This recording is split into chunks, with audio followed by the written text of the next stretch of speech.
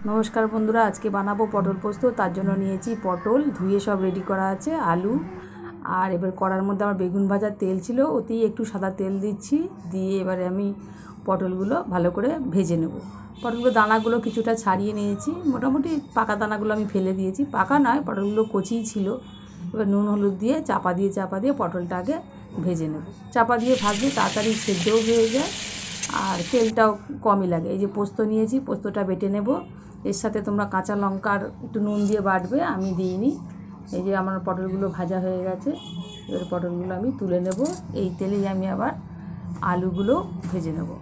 এই যে তোলা হয়ে গেছে, এবারে আমি আলুগুলো দিচ্ছি, আলুগুলো দিয়ে একটু ভালো করে লাল লাল করে ভেজে নেব।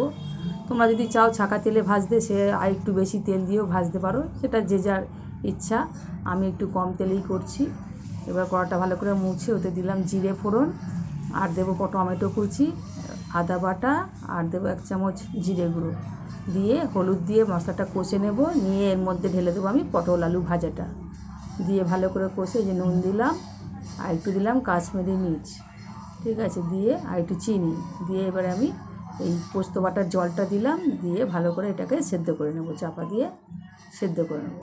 সেদ্ধ করে নেওয়ার পর এই যে চাপা দিয়ে সেদ্ধ করে নেব। গ্যাসটা একটু কমিয়ে দিলাম, চাপা দিয়ে দিলাম। এবার চাপা দেওয়ার পর এটা আমার দেখো এবার সেদ্ধ হয়ে গেছে। 10 মিনিট পর দেখছি সেদ্ধ হয়ে গেছে। এবার যে পোস্ত বাটাটা ছিল ওটা ঢেলে দেবো। যে ঢেলে দিলাম, দিয়ে ভালো করে মাখিয়ে একটু মাখা মাখা হবে।